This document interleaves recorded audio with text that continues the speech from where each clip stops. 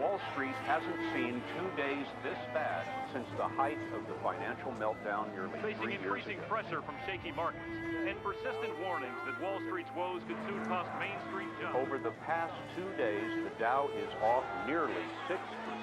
Meanwhile, help cannot come quickly enough. A stark contrast to the political victory that marked Monday's shocking House defeat. The security and well-being of American people are at risk. We're coming into a very serious time, a depression that will be much worse than the 1930s, and it's all due to human greed. I think the best solution is forming small communities, communities of people who come together not to take but to share. It's an easy solution. If a few people can live together in harmony, they can show a way to prosperity and happiness that will beat everything that we've known in the past.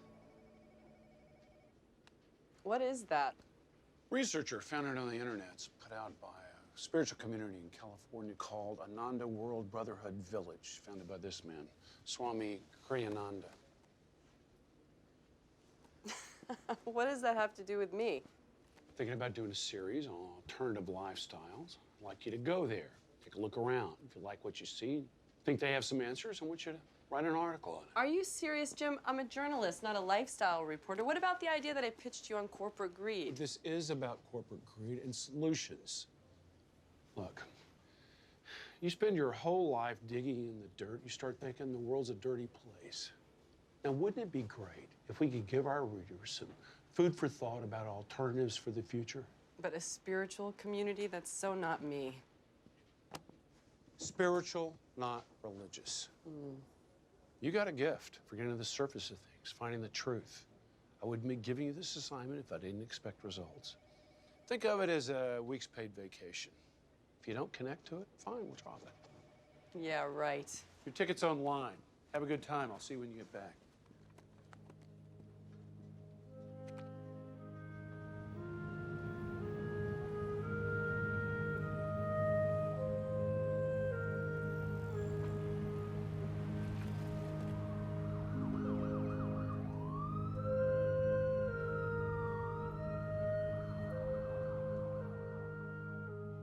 J. Donald Walters was born in 1926 in Teliaj in Romania, where his father, an American geologist, worked for Esso. From an early age, he was seeking something he calls truth. At 22, he became a disciple of the 20th century yoga master, Paramahansa Yogananda. After Yogananda's death in 1952, he devoted himself to spreading his guru's teachings around the world. In 1968, he inspired a group of young idealists to join him in creating the first Ananda spiritual community. Over the years, Ananda has grown to include 8 communities worldwide. Communities of like-minded people devoted to simple living and high thinking.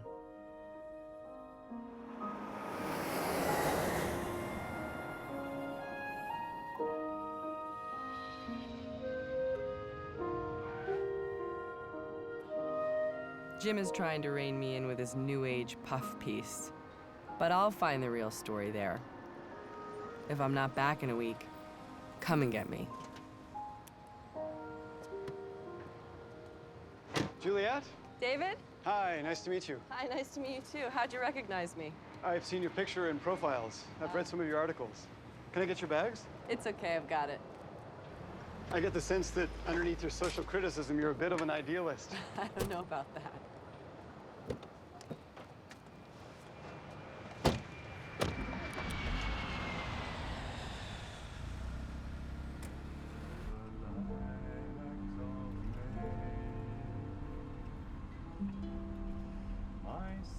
How far is Ananda? It's about an hour and a half from here.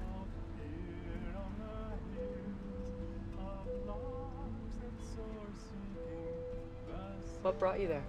Well, about 16 years ago, my wife and I thought we had everything we wanted in life. We had a beautiful house, good jobs, and friends. But yet there was still something missing that we couldn't put our finger on.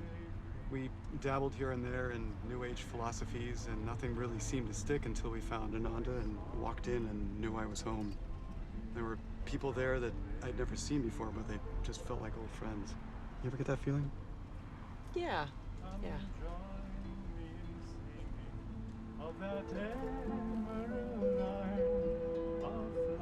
Who's this? That's Swami Ananda. Sweet. You know, that's exactly what I thought when I first heard him and his music many years ago. I'm a cellist, and I've played music all over the world, different kinds of genres. I joined the choir, and they had me slated to sing a solo in a concert. I thought, well, I better practice so I don't make a fool of myself. I started singing this short 40-second piece, very simple melody. And at the end of it, the song had changed my consciousness so dramatically, I couldn't explain it. Ever since that moment, I've been exploring the connections between consciousness and music. Hills of valleys and meadows so fair that all who have seen them have carried away memories in their hearts, friends, like the lilacs of May. Do you mind if we stop here for a minute? I'd love to show you something. The story of the lilacs of May.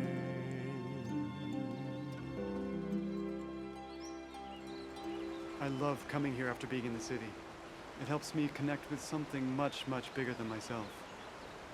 What really moves me is just the sounds all around us. It's like a symphony of nature.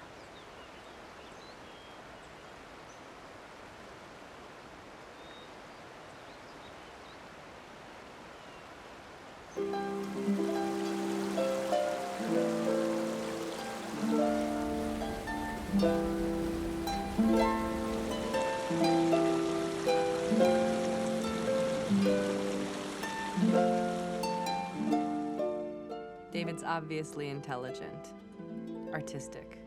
He has a family, but it's like he was floating above this earthly plane. Spirituality and charismatic leaders make me think of cults, and cults can be scary. But David seemed like a genuinely good person, so I withheld judgment.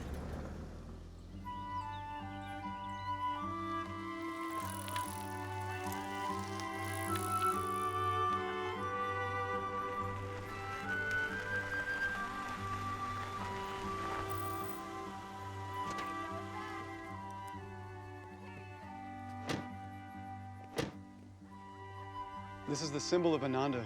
It means joy is within you. The word Ananda means joy. We placed it here at the entrance because it reminds us that the true Ananda, the true joy, is within each of us.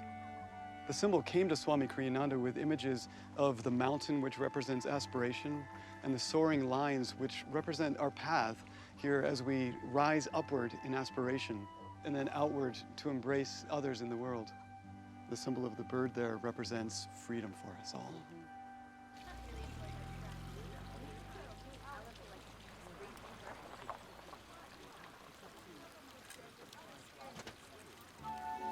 Welcome to downtown Ananda.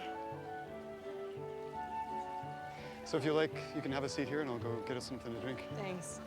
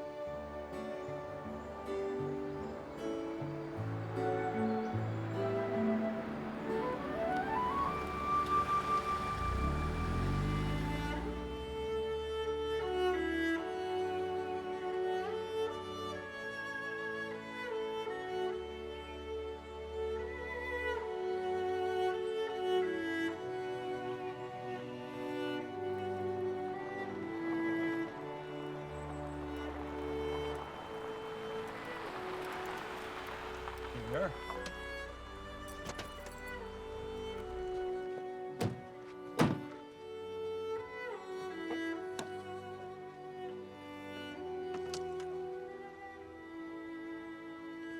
This is the Expanding Light Retreat. People come from all over the world to visit Ananda, learn how to meditate, and do yoga. This will be your room right over here.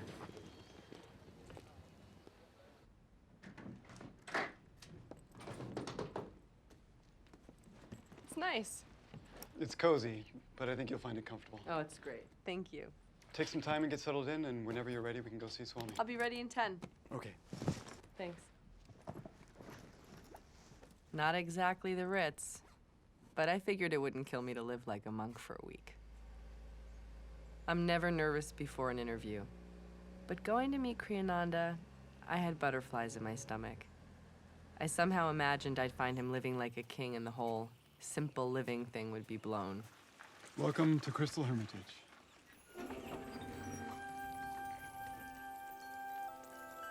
Wow, it's exquisite.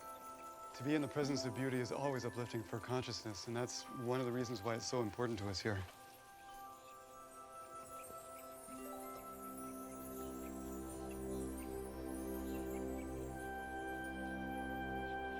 Is this Swami Kriyananda's personal residence? Crystal Hermitage is open to everybody, to the public as well as the community. This chapel here was modeled after one built in Assisi, Italy, by St. Francis. Do you want to have a look?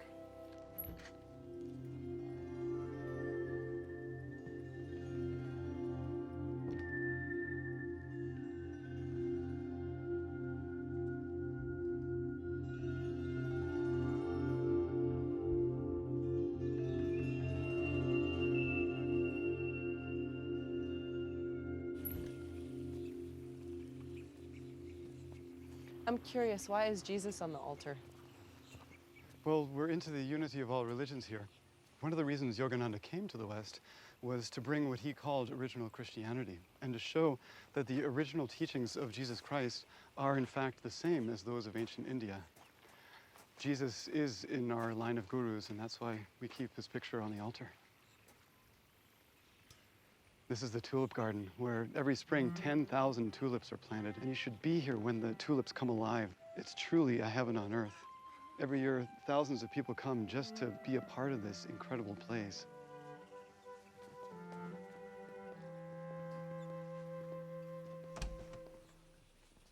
Juliet, this is Lalita. She's our caretaker here at the Hermitage. Nice to meet you. Welcome, Juliet. This one room was Swamiji's entire house at the beginning of Ananda. This has been a place of deep meditation for over 40 years. We used to have community gatherings in this room, and at first everyone fit inside comfortably, but over the years it got a bit crowded. In the early 80s, Swamiji's parents passed away, and he received an inheritance. At that time, it was pretty obvious that Swami needed a little more privacy, but he just couldn't spend all that money on himself. So he built Crystal Hermitage. But by the time he finished building and was ready to build his own apartment, he ran out of money. So the community said, "You've built Crystal Hermitage for us, let us build your apartment for you." Hello, Swamiji. Juliet is here. Welcome. Welcome. I'm so glad to see you. Welcome, Dave. Hello, it's very Forgive nice me for to not meet getting you. up. I'm getting a little old and it's hard to leap to my feet. Nice to meet you, Swami Nice to meet Kriyananda. you. Nice to And this meet is you. Narayani. She's Hi. my personal assistant. Nice to meet you. Well, thank you for taking time today. It's a pleasure. So I just wanted to spend a little time talking to you about the community today. You know, we're living in an age now where there's sort of could go in two directions.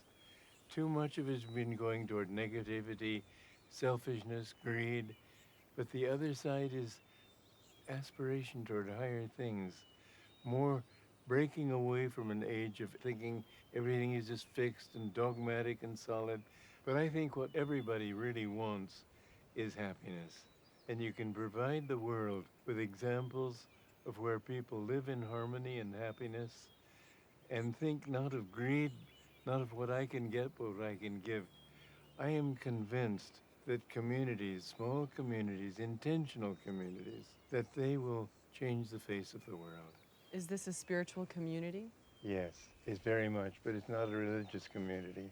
Spiritual, yes, religious, no. I say that because religion to me means ritual, church, all sorts of things that are formal. But spirituality is a free-flowing thing. And if you live in kindness and love of others and so on, you're living in grace even though you may not know it. That which you have as your own highest aspiration, think of that as God. You don't have to think of somebody up in the clouds. God is in you. So that's what we live here. So how did you meet Yogananda? Where did that Well, happen? I was desperately seeking truth, not God, but truth. And I tried to find it in many ways. I tried through science, politics, the arts, and different things. Every one was a dead end. The turning point in my life happened when I took a long walk and I said, if there's a God, what must he be? And then I thought, well, I'm asking this question. That means I'm conscious. Therefore, he must be consciousness. This was, to me, a very moving moment. And I swore that very night, I'm going to give my life to God. Several months later, I went into a bookstore and I saw Autobiography of a Yogi. I read that book by Paramahansa Yogananda. It completely changed my life. I took the next bus from New York to Los Angeles, and the first words I spoke to him were words I never imagined addressing. I said, I want to be your disciple. And he accepted me right away. How long did you live with Yogananda? I lived within the last 3.5 years of his life, and he took me very close to him. I spent many days alone with him in his desert retreat. He spent a lot of time explaining the teachings to me in ways that I don't think he explained it even to people who had been with him for many years. He told me, you have a great work to do. And he said this many times. It was a wonderful life. I've never met anybody so great as he. Just looking into his eyes, it was like looking into eternity. There was no ego there. There was only a desire to serve and to help other people. I've dedicated my life to my guru's work, to him and his mission. It was the first thing that I found in my life that I could really believe in. So I'm living according to that belief. In fact, we have two guiding principles. One is people are more important than things. The other principle is yata dharma tata jaya. That's a Sanskrit saying. Where there is adherence to truth and right action, there is victory and fulfillment of all kinds. Was there a moment where you decided that this was your life's work to create these communities? There was a garden party in Beverly Hills. It was in his honor. He was invited to give the talk. He began with the most powerful talk I've ever heard in my life. And he said, this day marks the beginning of a new era. My spoken words are registered in the ether, in the Spirit of God, and they shall move the West. Thousands of youths must go north, south, east, and west to cover the earth with little colonies, demonstrating that simple living plus high thinking produce the greatest happiness. That was the most powerful lecture I have ever heard in my life. And I swore that I would do everything I could in my power to make such an ideal come true. I bought the land in '67. It took a lot of work. I taught different classes in yoga every night of the week in a different city, and it was very exhausting. But in the end, I got the money to buy the land. In 1968, we put up the first buildings. In 1969, we got the first community started. When people can see examples of people living together in harmony, at least a few people will go away thinking maybe it works. And that ideal will spread, I think, as Yogananda said, like wildfire. I have many more questions for you, but I don't want to I would love to answer them, but you know, we have a large community, and I suggest you meet them all. Then come back, and if you have more questions, I'll be happy to answer them. Okay, I'll do that. Okay. God bless you. Thank you. It's like a different world here compared to the city, surrounded by the vastness of nature, people practicing yoga on the meadows. I have an instinctive distrust of spiritual leaders, but Swami Kriyananda wasn't at all what I expected. I left the meeting feeling energized.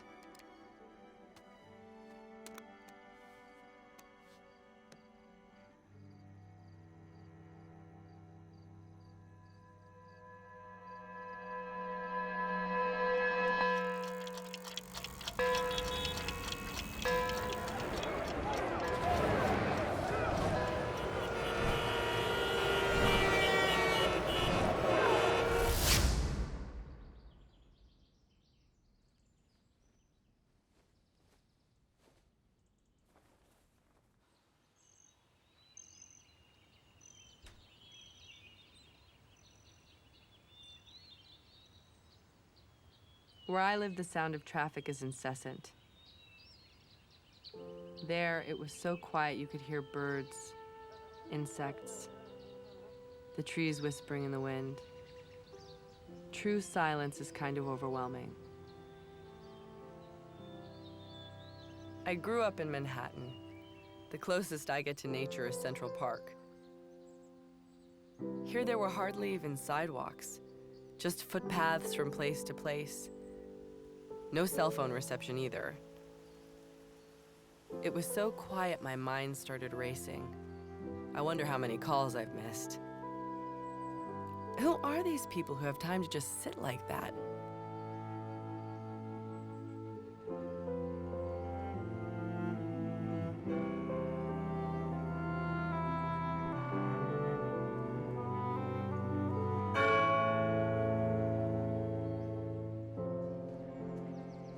All right, time to focus. I was there to do a job. And that job involved interviewing people.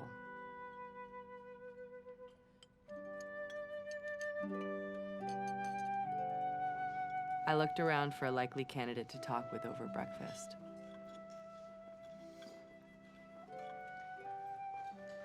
Hi, can I join you? Hi, of course, yes. I'm Juliet. I'm Romina, nice to meet you. Nice to meet you too.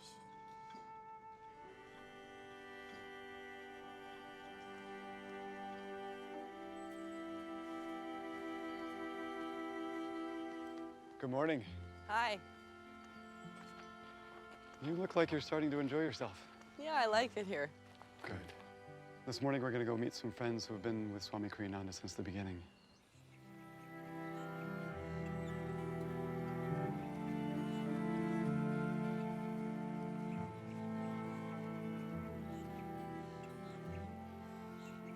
Juliet, this is Jyotish and Devi, Ananda's spiritual directors. Hi. Hi, Juliet. How nice to meet you. Nice to meet you. Hi, we're glad you could come. Welcome to Ananda. Thank you for inviting me. Is this a good time to start? Sure, Perfect. great. Okay. In that case, I'm going to take off. I have a choir rehearsal to get to. Okay. Thank you, David. Bye, David. Bye-bye. Thank you. David tells me you're two of Swami Kriyananda's oldest friends. Where did you meet him originally? Well, I met him in San Francisco in 1966. I'd read Autobiography of a Yogi and got his address, went and knocked on his apartment door, and he said, "Come in. I'm working on a project. Do you want to help?" And I said, "Sure." I just didn't realize it was a 45-year project. He was a man with a mission, and he had the energy and the determination, one might even say the genius, to manifest Yogananda's vision for what he called world brotherhood colonies or communities. And what was Yogananda's vision for a community? First of all, it was to bring spirituality into everything that we're doing, into family, into business, into living, into everything. and also to integrate it on all levels of the personality, the physical body, the mind, the emotions, and of course the spirit. He wanted to create places that were living examples of that and where people could help each other to live that way, a completely integrated life. We have about 1,000 acres and 84 homes. It's so beautiful. There's a really special energy, and a lot of times when people come here, they can feel that. In fact, I think even the wild animals feel it. We've lived here for so many years, and there's been so much conscious harmony with nature that I think the land really has become sacred. Yeah. Yeah, it feels that way here. But people are people. You must have conflict here. How do you deal with that? That's where I've really seen the practice of meditation just change the way you interact with people. Because when you meditate, you're trying to get out of your ego. You're trying to get out of the perspective of this is who I am and this is what I want. And so when you interact with other people, you're trying to say, what's the bigger picture here? So instead of saying, what do I want? We ask the question, what's trying to happen here? And it really adds so much harmony to human life. I can't imagine what it was like when you got here and there was nothing. Yeah, it's beautiful, but when we first got here, it was just raw land, no buildings, nothing. And so our first challenge was basically, how are we going to house ourselves? The first winter, we actually came upon the idea of doing teepees. And then we built some houses, and then we had to get income, so we had to really work hard the first few years. And then 6 years into the community in 1976, the big fire hit. There was a fire about 2 miles away, started along a road, and we heard all morning that it was getting closer and getting closer. And so right along here, we gathered maybe 15 or 20 of us. And I actually had a back pump with a nozzle that squirted. And I had the thought that I was going to go down and stop the fire in its tracks. Now I know everything I need to know about you. That says a lot. Yeah. Our son had been born 10 days before the fire. That day, I had a doctor's appointment, so we drove into Nevada City. And then as we were coming back, we saw all the smoke. And I said, gosh, that's sort of near Ananda. And she said, yeah. And we got closer and closer. We said, I think that is Ananda. Then we got here, and somebody came running up to me and said, your house burned down, your house burned down. And I kind of staggered inwardly. We had lived in a geodesic dome. The house was filled with leaks, and every time it rained, it was like living inside a sieve. I saw Jyotish coming down from where our house had been. He looked at me, and the first thing he said was, Davy, we don't have to worry about leaks anymore. It was so beautiful because in that moment, we could laugh and we could realize we hadn't lost anything because our security, our sense of home, our sense of happiness was inside ourselves. And you could take it all away and nothing was touched. How did you rebuild this beautiful place? Well, we obviously were ready to rebuild, but we didn't have any money, so we just had to really band together and work with each other. The fire had taken away 21 out of the 22 homes here. People sent money, and not a whole lot, but enough to start the first building phase. And I was really proud of a decision that Jyotish made. He was the community manager at that time. And he said, you know, the people that are leaving, they need this money more than we do. We have each other, we have community.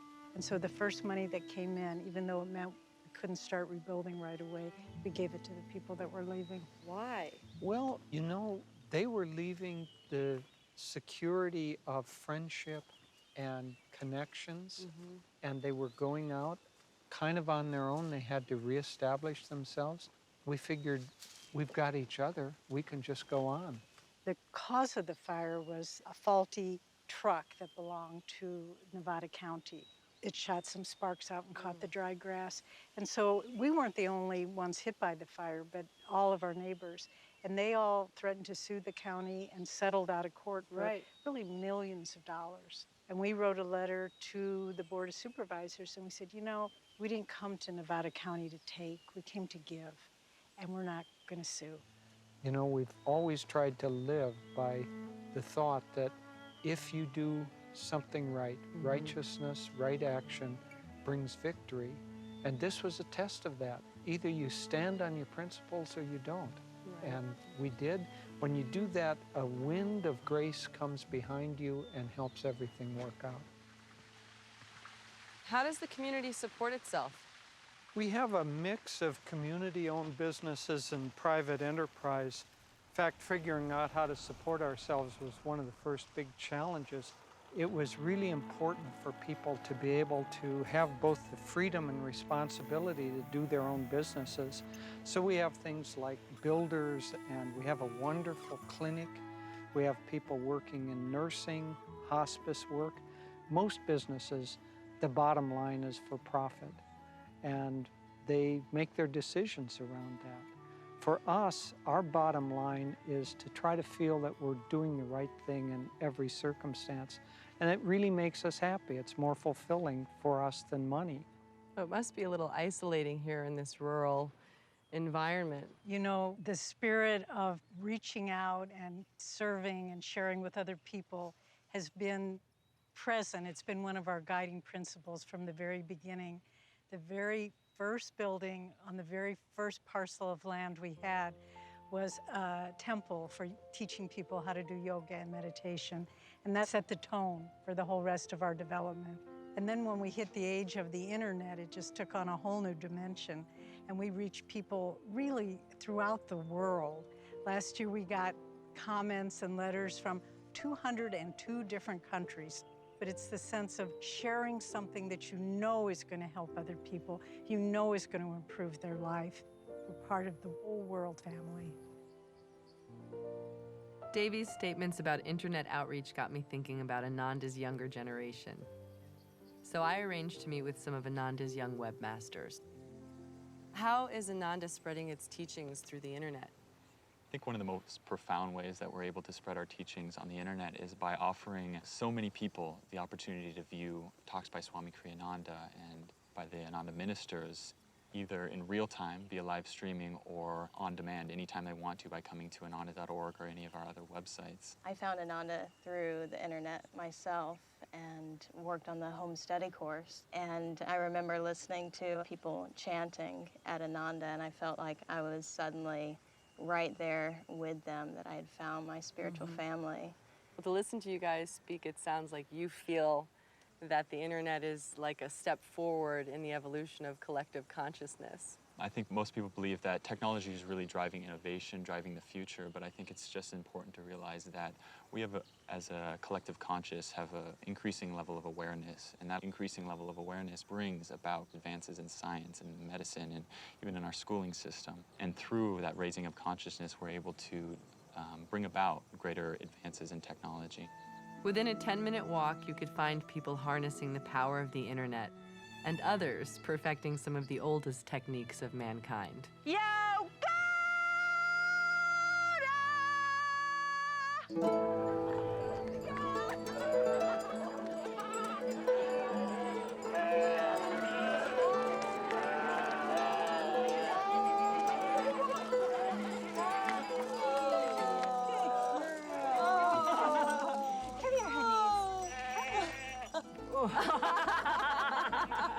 That was awesome.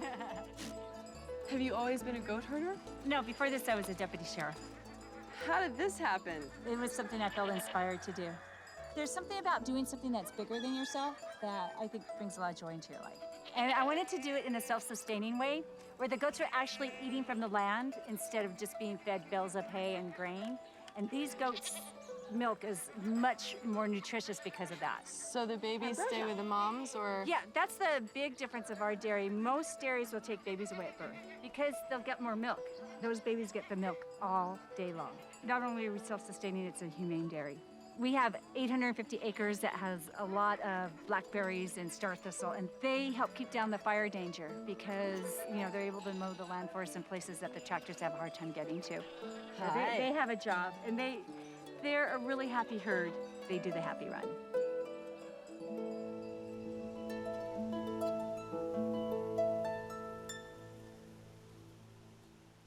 I'm Peter. Hi. And I'm Joseph. Hi. We heard you were going to be in the community. I hope I'm not interrupting you. No, not at all. We've just been working on a class on the future of consciousness. That sounds intriguing. Yogananda said in 1900 we entered a new age of energy awareness. And that energy awareness has manifested through science and technology in this amazing transformation of the world around us. And then there's also a greater and deeper awareness of life force that we're all experiencing, call it prana, chi, whatever. Yogananda said that those two, one outer, one inner, were going to usher in a very bright future. And you can see some of this transformation in the worldwide interest in meditation, in yoga, other practices like Tai Chi that are working with your own life force, controlling your life force. You also see it in medicine. You see a lot more energy-based medicine like acupuncture, chiropractic, and others. It's an exciting time in medicine because we now understand that the brain is really much more changeable than we ever realized. If you went back even 30 years, there was this understanding that the brain really didn't change after about age 20. That's the model that we worked with.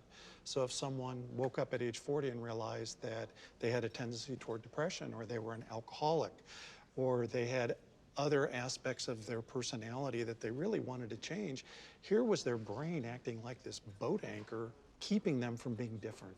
And what we know now is that, in fact, the brain is incredibly changeable, that it has many different ways to change both functionally and structurally. So really all our brain does is constantly monitor how we are behaving, who we're with, the kind of music we listen to, the thoughts we have in our mind, and it's constantly trying to reformulate itself, trying to maximize who you will be 6 months from now, essentially. And so if you decide to learn a new language, you take up meditation as a technique, your brain will begin to cooperate with each one of those processes and change in ways to let you do that better. New neurons are growing constantly. Where they grow and how they interconnect is the key. Because if they grow in areas of your brain that are very positive, like your prefrontal lobes, it's a very important area of your brain. It's called the executive function area of the brain. In fact, we find in people that meditate regularly, which is probably the best activity for awakening the prefrontal lobes and to really making that the center of your neurological function. That's the part of your brain that's when it's activated and stimulated, you feel happy, you feel like it's easy to learn new things, you feel creative, you actually get along with other people better, you feel kinder, more empathy toward other people. It's as though your brain has been designed for change and transformation. Well, I was interested in meditation before, but now I think I have to try it. Well, it's what we recommend to our patients routinely. Right, exactly. I started out thinking of Ananda as a community existing in some kind of alternate reality, disconnected from the outside world. But the deeper I dug, the more I could see that their devotion to service kept them deeply involved with the rest of the world.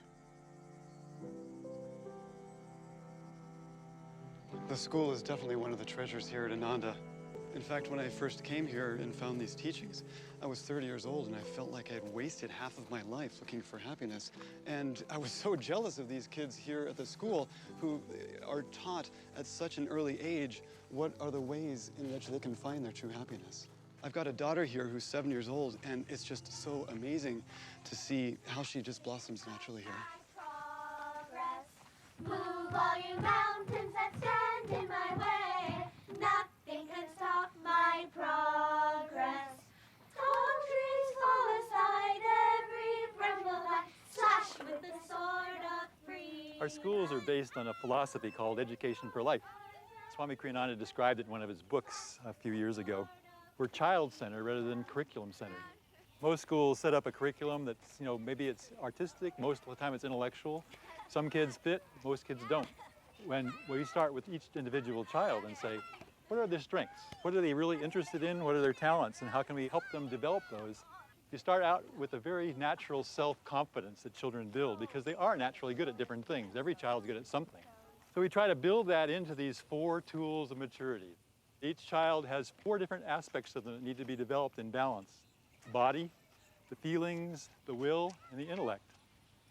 The body is kind of natural. You see the kids, playing games, finding rope swings to play on and things.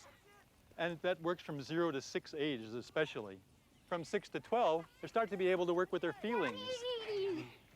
Hi. This is my daughter, Caitlin. Nice to meet you. I'm Juliet. Hi. We're gonna go play. Good to see you guys. Bye, Juliet! Bye.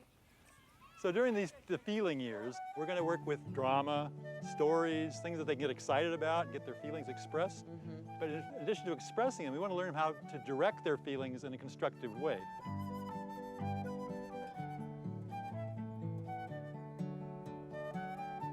Erica, this is Juliet Palmer. She's a visiting journalist. Juliet, nice to meet you.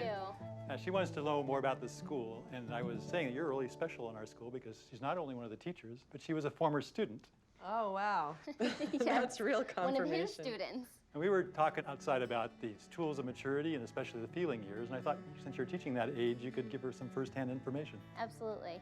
One of the things that we do in this classroom every day is circle time. The children come together, we play cooperative games, we do role playing, we tell stories, we sing together, and we also practice quiet meditation. The children learn to still their bodies, to sit up straight and tall, to focus on their breathing, and they begin to develop their ability to concentrate and to become calm and centered in themselves. We work with teenagers in a little different way, and maybe you could tell her a little bit about your experience being in the junior and senior high school here. When I was in middle school, I participated in 2 service learning projects, and we went to Mexico and lived in orphanages for 2 weeks at a time. We cooked with them, we cleaned with them, we did these incredible beautification projects like painting murals and cleaning up areas of their campus so that they could continue on in a more uplifted space. The essence of what we're trying to do with the teenagers is we're trying to help them expand their horizons, that they need new adventures. So if we can give them things like an orphanage trip or even just locally, like working at the animal shelter or working with autistic children, they get satisfied on that level of growth. If we don't give them that, they're going to find their adventures in other ways. They're going to go to the alcohol, the drugs, the sex, trying to get that deeper experience, but it doesn't compare at all to the real thing. Teenagers can really be a wonderful group of people to be around. They're so idealistic and energetic and creative, and those are things that our society as a whole doesn't cultivate. College years are all about the intellect and how to cultivate that part of life. The natural instinct of 18, 19, 20-year-olds is to stay up all night talking about philosophy, Nietzsche, or the different theories of civilization. And our job in this college is just to move that in a constructive direction. So we have majors like directional psychology, where you study what is it that makes people happy? How do they find that sense of fulfillment in life? Or world cultures and consciousness. How does the different levels of consciousness affect countries and continents? So if you take all this together now, all 4 tools, you've got the body, which has become an asset to the person. It's not something that takes energy away from it, it adds to what they want to do in life. The feelings, where they know how to direct their feelings in constructive ways. They're not sidetracking things with emotions that don't help. The will is that they realize they have this tremendous tool, this dynamic energy that's at their disposal to make things happen in life. So with this whole person developed, they're, as Swami says in the title of the book, they're prepared to meet life's challenges. They're prepared to deal with life in a constructive way.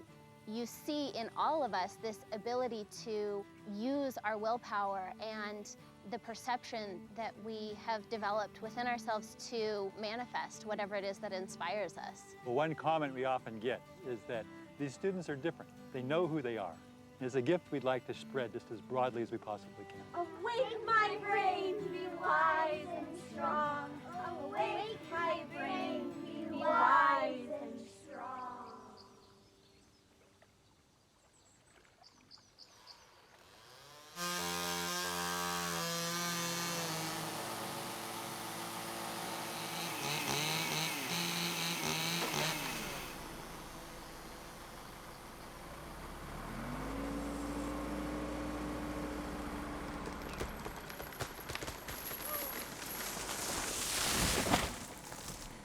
Okay, guys, take 5. That was great. Hi. Hi, I'm Peter. You must be Juliet. Nice to meet you. Yeah, I'm the village manager here. Tell me, what do you do as a village manager? Well, with the help of a lot of friends, we take care of the land and we build the buildings, build the roads, get the water, get rid of the waste, and we do some planning for the future. Community is really about people. So we've had a vision, but sort of make it up as we go. And it's been one big experiment with the people we have here and the resources that we have at the time. Here, we don't have a sense of individual ownership for our houses. It's much more of a community resource, and we steward the homes we live in, but we don't think of them as much as our own. We take care of the whole community as our home. So there's a lot of talk about sustainability in the society. Where are you guys at with all of that planning? Well, sustainability is really important. We have to find new ways to do things on this planet. And we're trying here. We've developed gardens and orchards. We have livestock animals, goats, chickens, bees. We cut firewood from our land. We generate energy from the sun. We pump all our own water or get it from the reservoirs we have. The wastewater goes back into our own land here. But it's also about stewarding the land. It's not just about us imposing what we want. It's what does the land need, and how do we take care of all the wildlife, all the critters that share the land with us here? And we're able to live simply here because we know that happiness comes from inside. And I think if everybody lived like Ananda does, probably wouldn't be most of these problems in the world. Slowly, I came to appreciate the community as more than an ideal. I began to see it as a gathering place of extraordinary people. Like Jamal, the monk who lives in India, who also happens to be a solar power developer. I went to Yale with the intention of making a lot of money. But I soon realized that money in and of itself wasn't going to make me happy. That's one of the things that led me to Ananda and led me onto a spiritual search. I've been living in India for the last 8 years, traveling around installing solar panels all over. You can't go there and not feel a need in your heart to want to help people. Conditions there are so bad.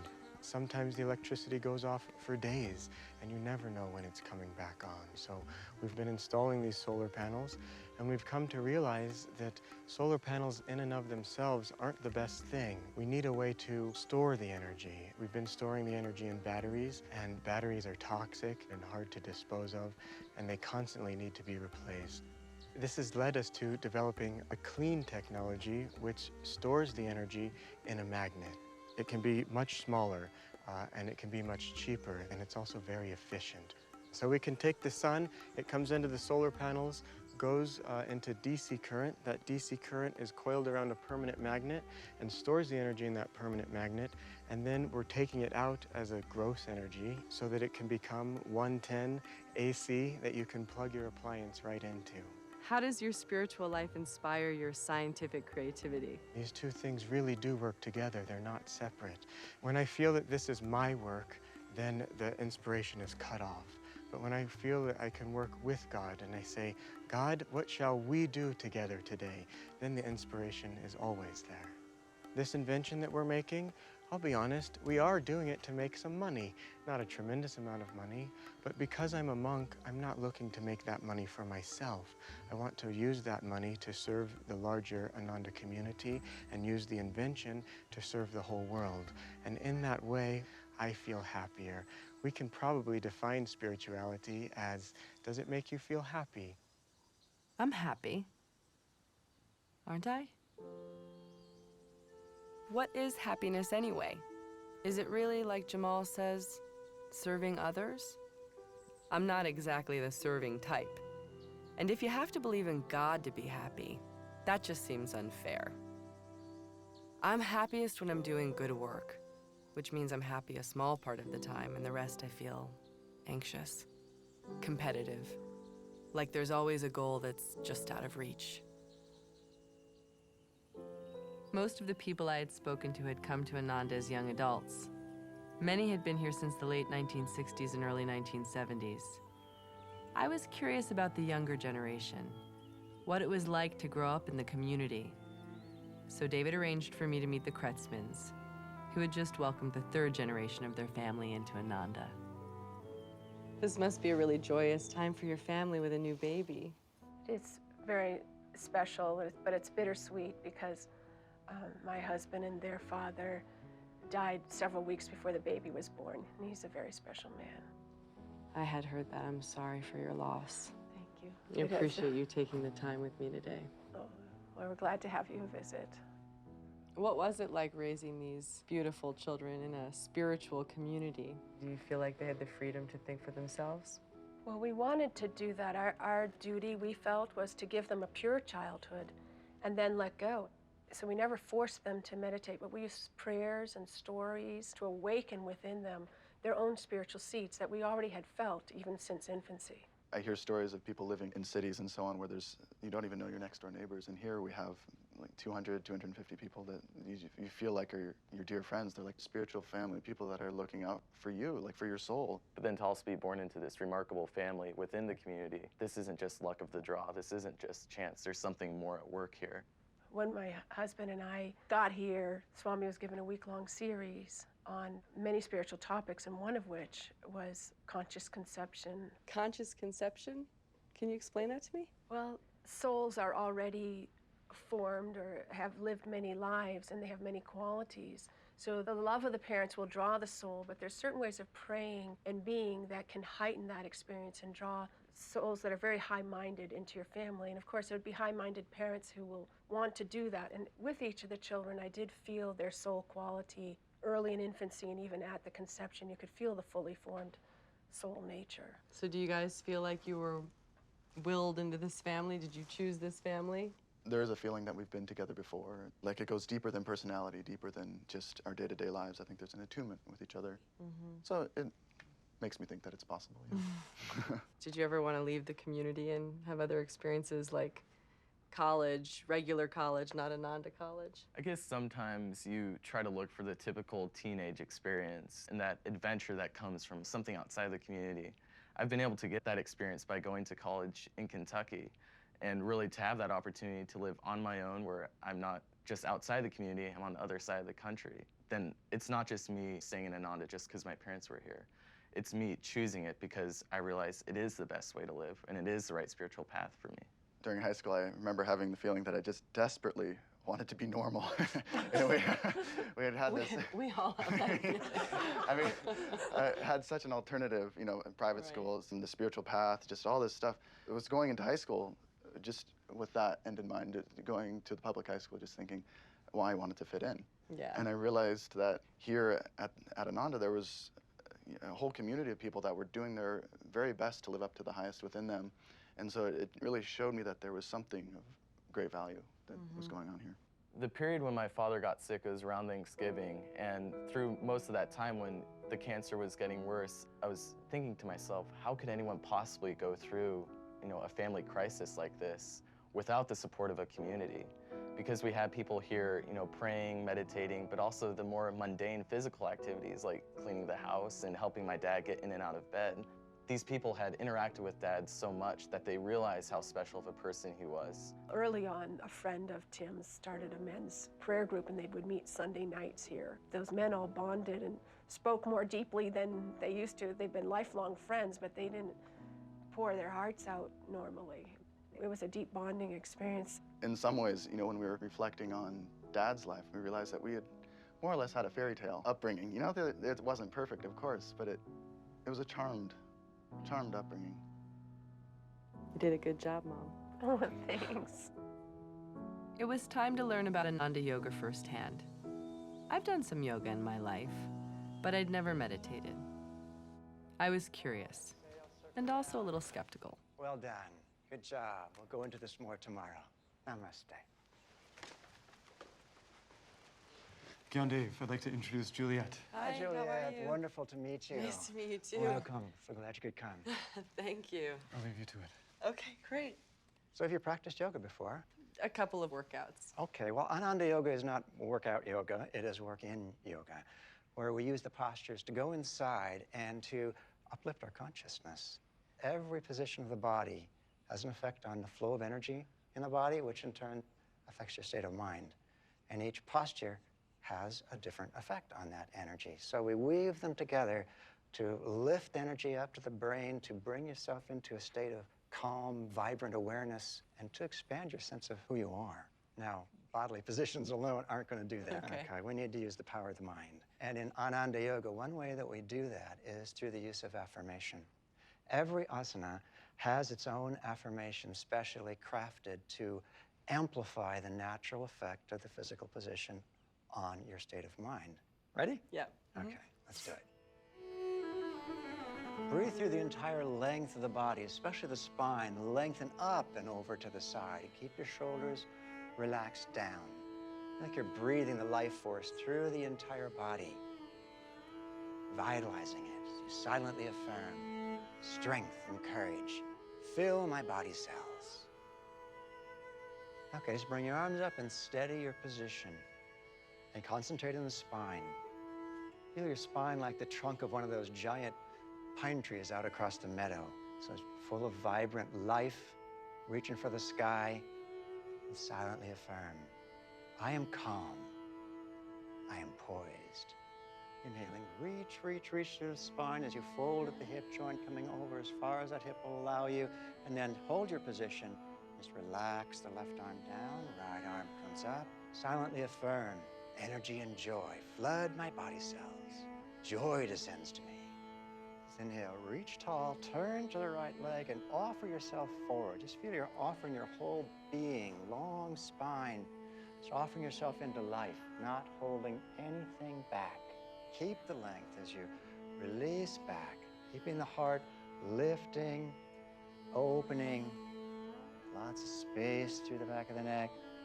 Silently affirm, with calm faith, I open to thy light. I'm going to teach you a very simple classical meditation technique that will take you into deep inner stillness. It'll also stimulate the prefrontal lobes of your brain and give you a taste of your own spiritual potential. So, let's sit upright, nice long spine, just like you're sitting now, palms up, resting in your lap. Close the eyes and behind closed eyelids, lift your gaze slightly above horizontal, as though you're looking at a distant mountaintop. And just keep your body and eyes in this position. Take a full inhalation, complete exhalation, and then let go of the breath. Don't control it anymore, just let the body breathe as it wants to. And just observe the breath as it flows in and out through the nose. Concentrate on it.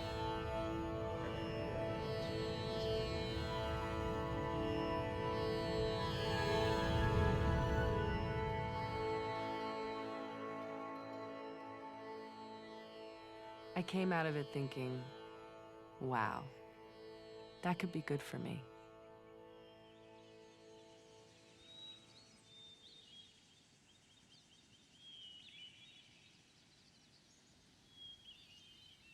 After a few days there, I didn't even miss walking on sidewalks. Then I came upon a strange sight in the woods. Hi. Hi. What are you doing here? We're playing a game. It's called Meet a Tree. It's from my book, Sharing Nature with Children. Oh, I know that book. Are you Joseph Cornell? Yes, I am. What are you doing here? I live here. Wow. How long have you lived here? 37 years. From the beginning. Almost. So how does your spirituality influence your work? Well, nature, God, and beauty are all synonymous terms. And when we feel a sense of expansion in nature, a sense of joy in our surroundings, well, then we're really sharing God with other people. And so being at Ananda, being in this environment, has really helped me to go deeper into that experience and then be able to share it with other people. How does one have a deepened experience with nature? By internalizing your experience. If you're looking at trees in a forest or across a pond and seeing the wind blow across its surface, try to take it inside. Try to feel its living reality inside yourself and try to feel that for 5, 10 seconds. And if you do that with everything you see, you start to feel that nature's not out there separate from you, but in here in your own heart. And why is it important for people to have a oneness with nature, do you think? People are rightly concerned about the ecological crisis that we face today. A lot of people are trying to change the world, and this is good, very good, and it's essential. But I think it's more important to become the world in your own consciousness, because when we feel a part of things, a sense of belonging, of course we'll want to take care of it. I've been an advocate for the environment all my life. I've even been called a tree hugger by the press. But nothing prepared me for some of the far-out ideas embraced by the heads of the Ananda farm. The community eats a lot of vegetables each year, so a lot of our produce is just picked from the field and served at the market or the Expanding Light. We grow tons of tomatoes, we grow tons of lettuce, we grow tons of carrots, we grow herbs of 50 types? Easily. Yeah, 30 crops.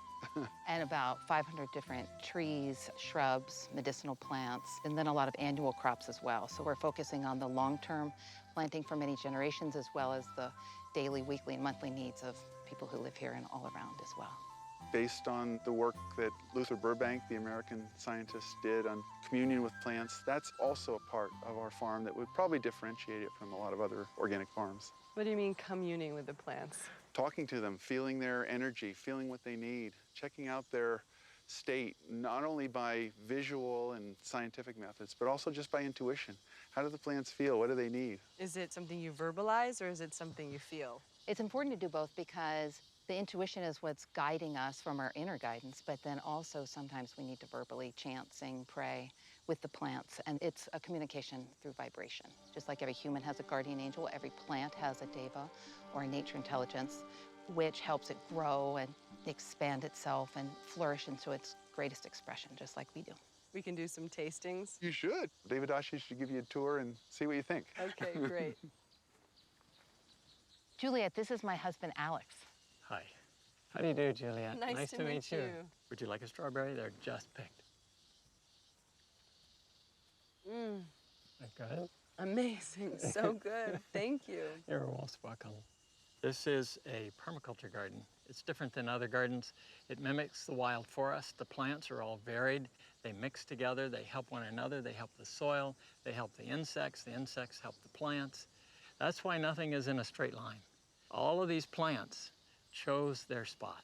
And so it will turn out the way it turns out, much better than we could have imagined or designed it. Because of a number of these kind of practices, we're building topsoil at the same time that we're growing food instead of diminishing it.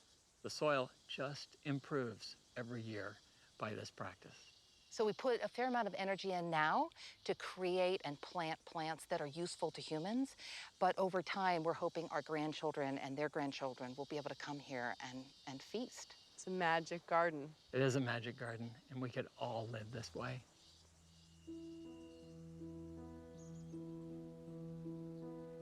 It all began in 1967, when Ananda bought 67 acres as part of a larger purchase with Buddhist teacher Richard Baker and poets Gary Snyder and Allen Ginsberg.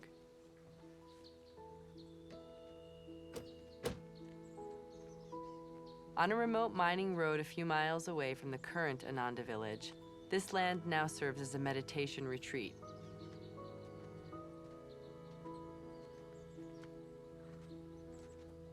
In the beginning, the young community lived here in teepees and trailers and handmade domes as they started on their spiritual path. It was here I met some of the leaders of Ananda satellite communities from around the world. For much of the last 10 years, I have been in India.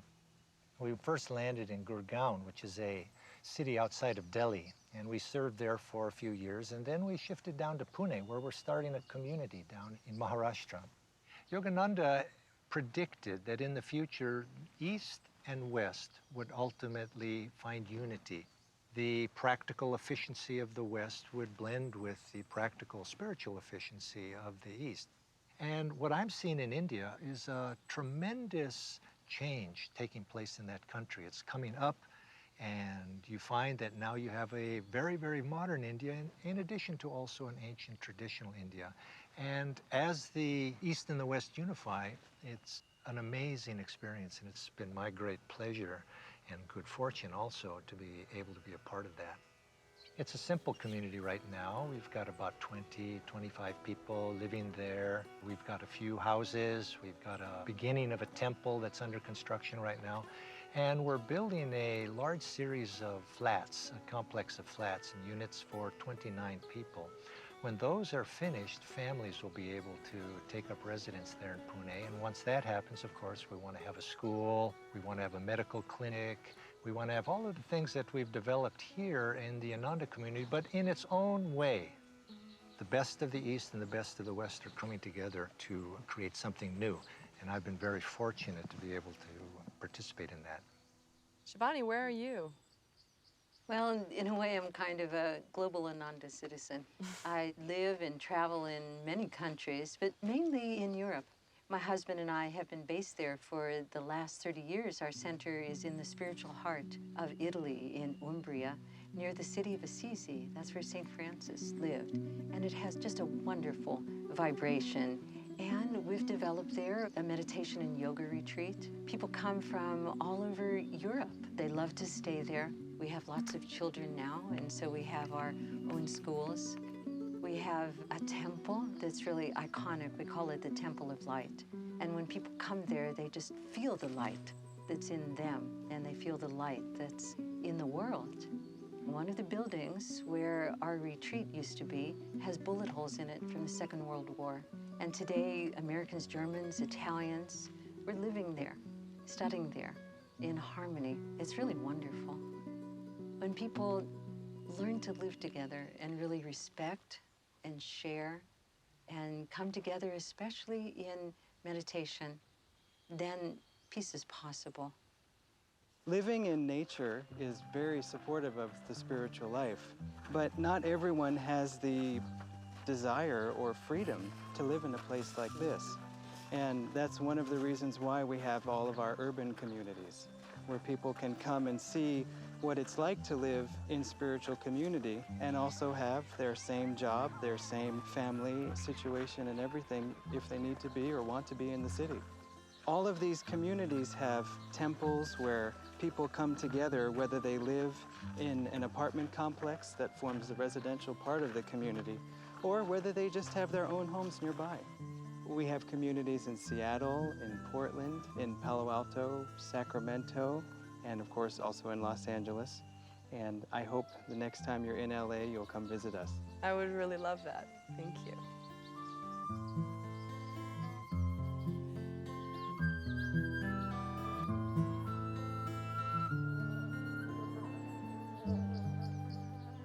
I'm always curious to see inside people's homes.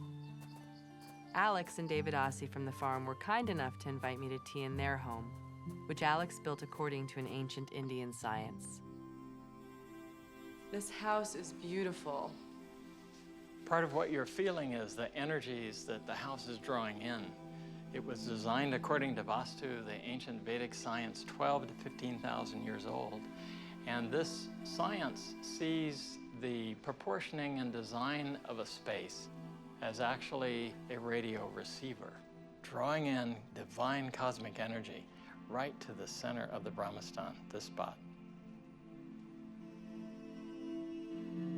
People in blue are Naya Swamis, members of a new order of Swamis founded by Kriyananda. Swamis are teachers who have dedicated their lives to God. I sat down with them to learn about their deeper teachings.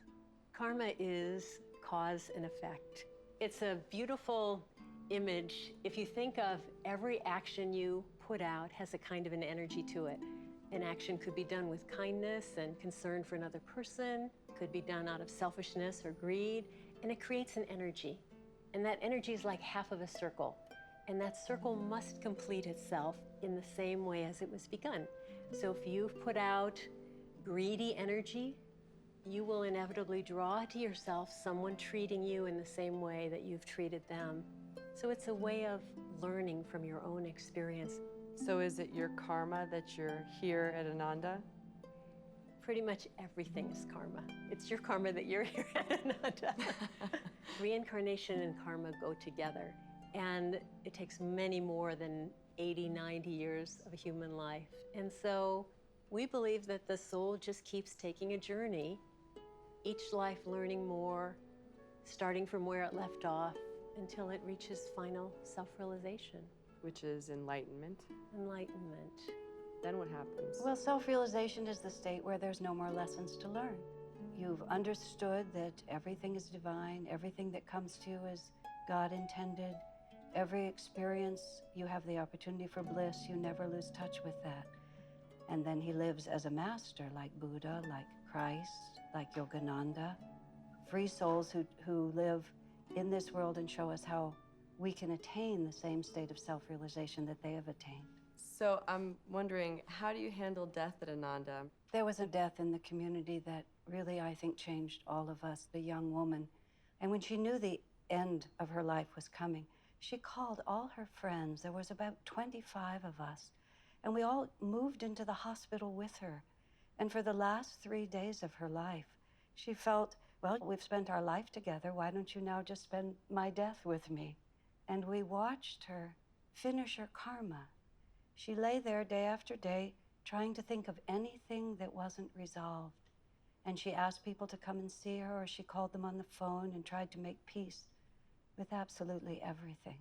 And then finally, when there was really nothing left, that last evening, when it was becoming night and some of us were sort of sleeping here and there in the hospital, Paula very deliberately took out of her nose the supplemental oxygen. And when we saw her do that, we realized she'd made her decision. And then she lay down, and maybe for an hour or two, everything was quiet. And then she woke up and sat up and seemed very concentrated. And then she said very quietly to all of us, "This is very hard. You have to help me." And then we started chanting Om very quietly and steadily in the room. Om is the sound of the spirit, the transition between this world and the next. So we're all chanting Om and just listening to Paula breathe in and breathe out. And then after a few moments, she opened her eyes and she looked up and she said, "God, Christ, Guru." And then she closed her eyes again. And a few minutes later, there was that long exhalation as the spirit leaves. And just as that long exhalation came out of her, it was as if that breath itself transformed into like a mighty angel, and I felt like a wind go over my head. And it was as if released from her body, it was like our souls came together. And I just began to weep. I couldn't contain myself. And I said, "I had no idea we were so close." When you see people die like that, you think, oh, what is there to be afraid of? It's the end of life for everyone. Let's just accept it with the grace in which God has given it to us. There's joy in the heavens, a smile on the mountains, and melody sings everywhere. The flowers are all laughing to welcome the morning. Your soul is as free as the air. Swami Kriyananda says that if you want to know him, listen to his music. Listening to the Ananda choir, I understood what David told me on the first day, that beneath the simplicity of the music, there was some indefinable, uplifting power.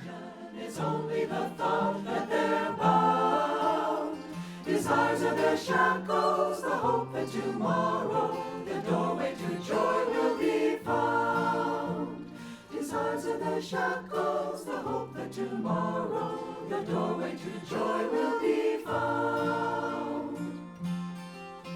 There's joy all around us, why wait till tomorrow? We've only this moment to live. A heaven within us is ours for the finding, a freedom no riches can give. A heaven within us is ours for the finding, a freedom no riches can give.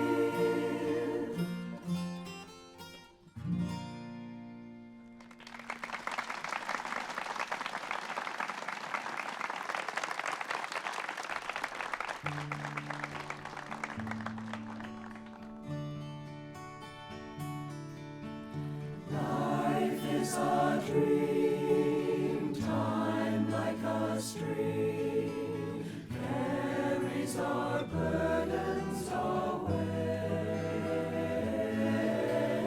Never despair, joys everywhere, love can befriend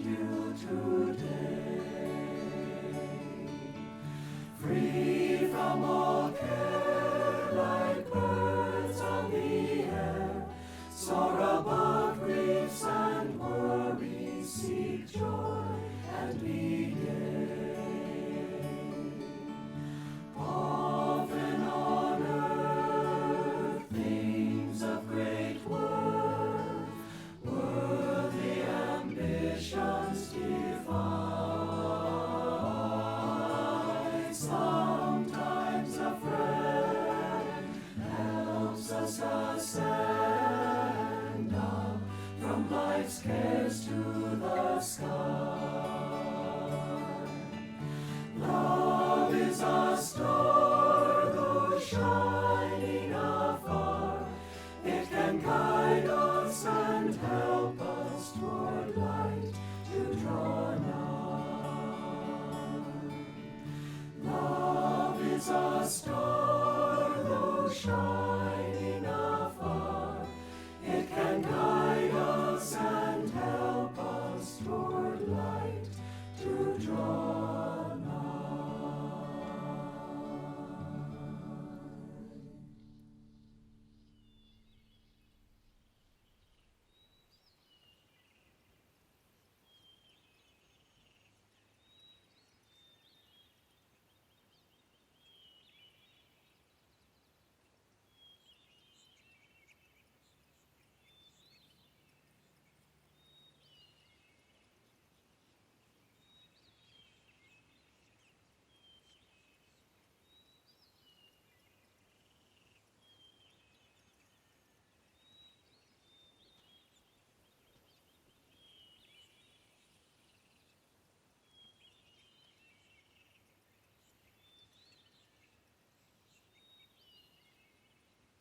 Morning.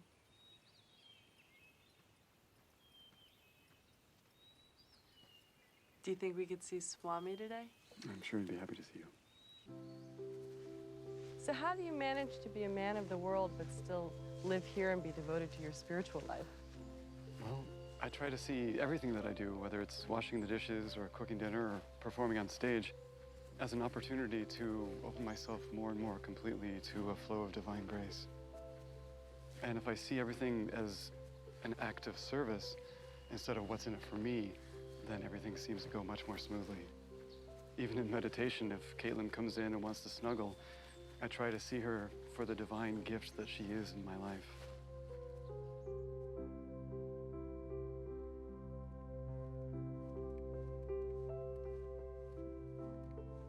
Swami, Juliet is here. Oh, welcome. Come in. Hello, Swami. Good to see you again. How did it go? What were your impressions? I'm eager to hear everything. Thank you for seeing me again, Thank Swami. you for coming. I've really loved my time here. I'm so glad. Now that I've been here, I think that people might be very interested in communities. I've learned so much about how Ananda works. But one of the things I've thought about is that perhaps God would be a problem for some people when they think about the community and themselves being in it. Can a community exist without the idea of God? I don't know. I suppose it can, but it certainly helps a lot. It helps to feel that you're serving a higher cause. But yes, I think communities can exist if people like to be together, if they like to share, if they like to give. But you know, everything needs to be tied to a knot, and God ties that knot. You talked about two different energies, one that's an upward, giving, selfless energy, and one that's a selfish energy. What can I do as one person to be a part of the solution? This is the story of the Bhagavad Gita, the battle between the upward and the downward moving forces in ourselves. All the people in the Bhagavad Gita and the Mahabharata, of which that's a part, are really meant to be parts of our own self, the citizens of our consciousness. We're a whole nation of qualities in ourselves.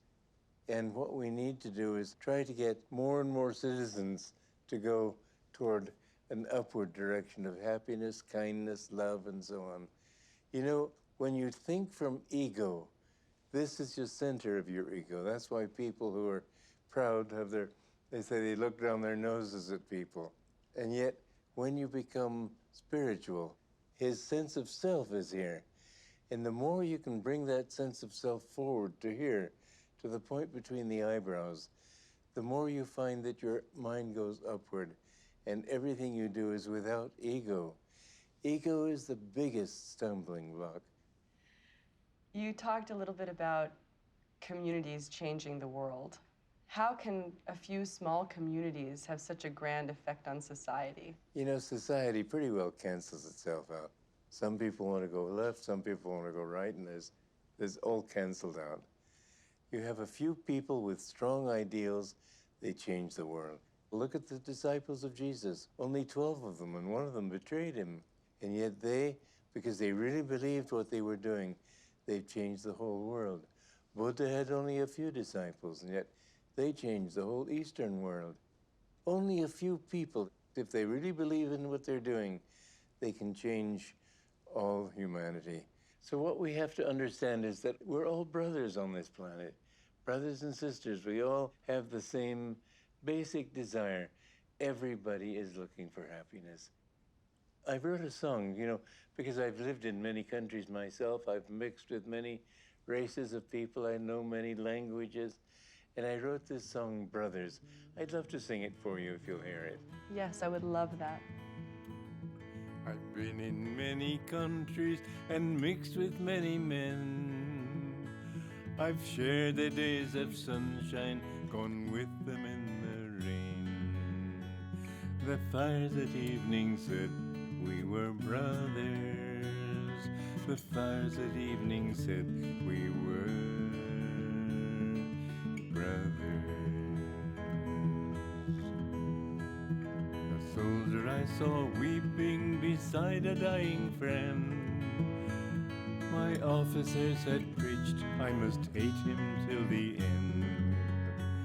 But seeing his grief I knew we were brothers. But seeing his grief I knew we were brothers. A man sat on a doorstep to see the children play. The gentle way he smiled there would charm your fears away. A stranger he, but love made us brothers. A stranger he, but love made us brothers. One day I climbed a mountain with friends of other lands. The words we used were different, but joy one understands. Our gladness in God's world made us brothers.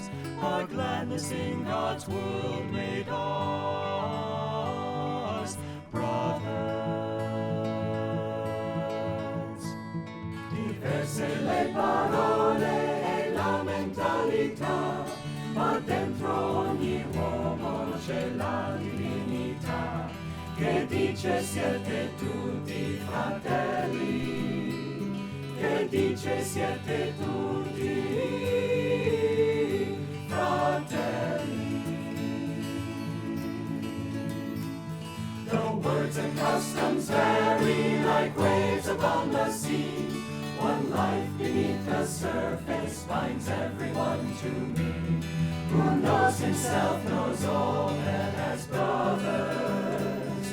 Who knows himself knows all men as brothers.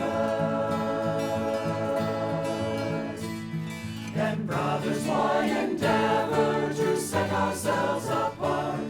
The fences we've been building squeeze tight upon our hearts. Come sing the truth that all men are brothers. Come sing the truth that all men are brothers.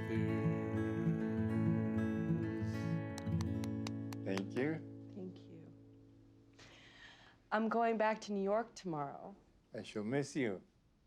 How can I hold on to this feeling of peace that I've gotten here? Well, keep in touch. I'd love to. You can always come back. It's not that far away. And you can even start a community of your own. It's valid. You can do it. Everybody can do it. Just get a few friends, buy some land in the country. And if you can't stay there full time, at least go there on weekends. Be a kind and loving family, and you can make it work. It's just an extended family. Is there a last message you'd like to share with my readers in this article? Don't live to be unhappy, live to be happy. If you live to be happy, you'll find the things that make you happy. And as you do that, you find that sharing with others makes you much happier than taking from them. That's the whole trouble in our world today. Everybody taking from everybody else, greed. There's much more happiness in being kind, try to think how I can be kinder to people, how I can help people. I see that in you already, and I think you're headed in that direction. You can say this too, and I mean it from my heart. Give them my love. Thank you. Swami, will you bless me? I would be happy to and honored to.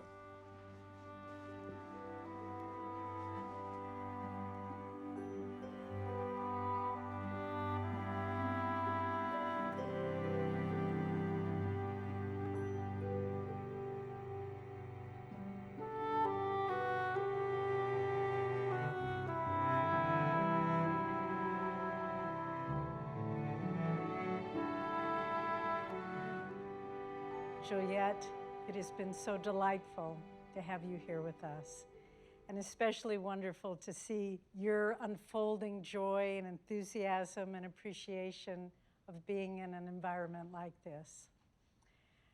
You know, for the past 40 years, this community has been consciously creating a positive alternative to the forces that are tearing the world apart. The greed and the selfishness, the hatred and the violence.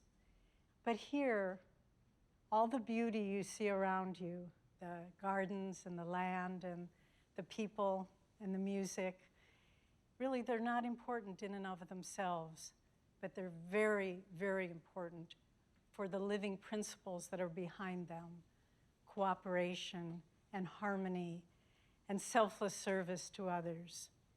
And now, Juliet, you have a big responsibility because you have to tell this story well so that people can know there is the potential to live on a daily basis their ideals and their higher principles, and that they can be part of a wave of higher consciousness that's changing our planet.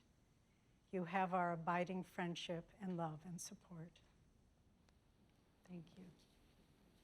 Can I say a few words? Please, come on. Well, I'm not very good at giving speeches, so I'll make this short and sweet. I just wanted to thank all of you for your kindness and openness to my being here. It really made a world of difference. I don't really know what I expected to find when I came here, but it's not exactly what I found. I found a group of extraordinary people living in harmony, and I've never seen anything quite like it. I'm very inspired by what you've created here. My mother used to say that when two people meet, their souls are changed forever. And I thank you for changing me. Thank you.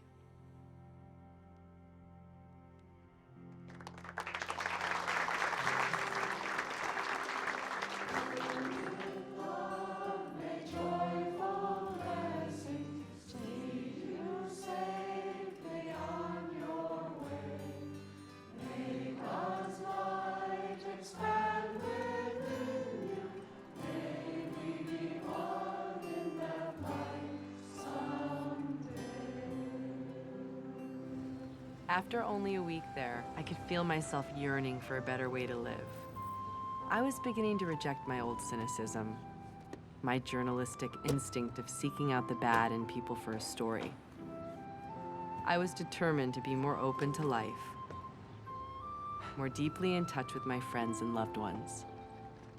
I'll never forget this experience. I'm glad that it's proved so worthwhile. See you again, right? Yeah.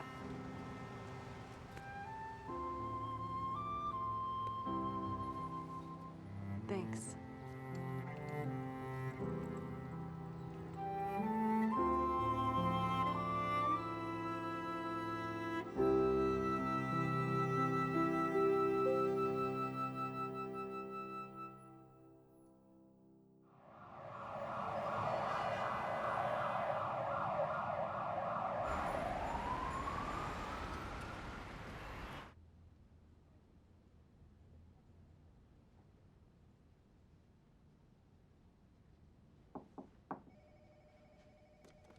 Welcome back. Hi. You look different. I am different. Seriously. You know, I sent you there to get a story, not to go to a spa. I did get a story, and I learned to meditate and a couple other things. Well, you look nice. Maybe I should take a trip there, huh? Yeah, maybe you should.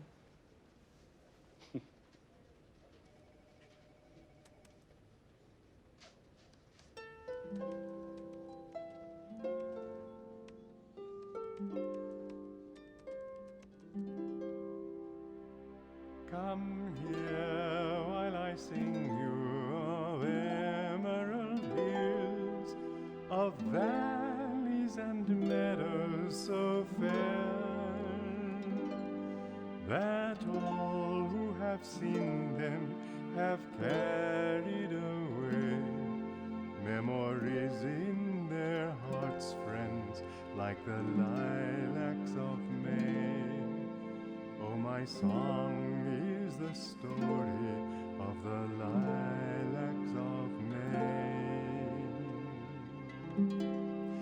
My song is the story of deer on the hills, of larks that soar seeking the sun, of nightingales lifting the curtain of night, as with music they bring down heaven's blessing of light. Oh, my song is the story of God's blessing of light. Come join me in singing of that emerald isle, of flowers that like jewels besprinkle the lea, of waterfalls eager to embrace the wide sea, as we with our Maker united would be, as we with our Maker reunited would be.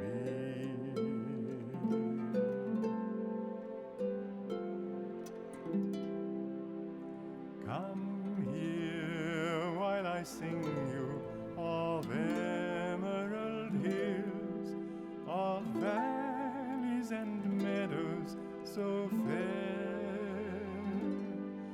that all who have seen them have carried away memories in their hearts, friends, like the lilacs of May.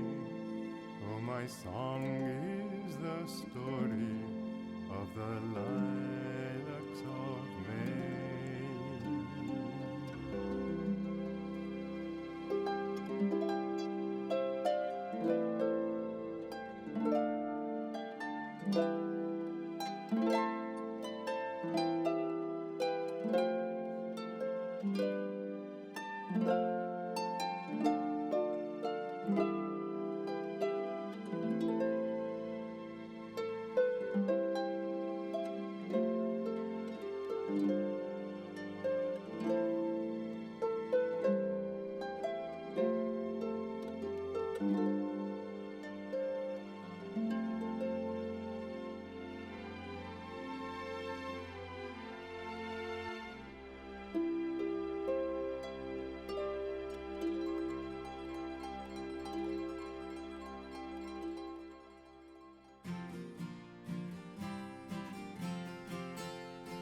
Many hands make a miracle.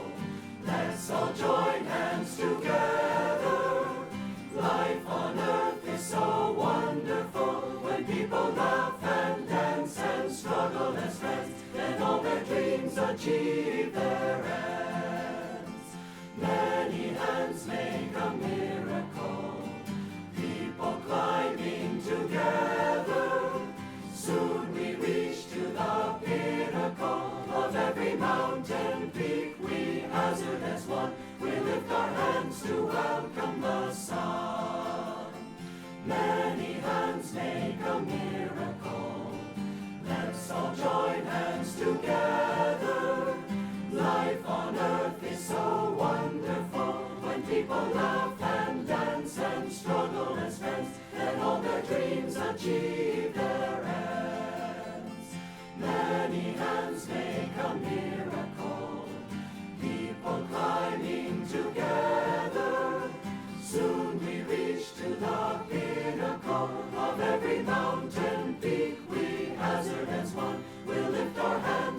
welcome the sun. We'll lift our hands to welcome the sun. We'll lift our hands to welcome the sun.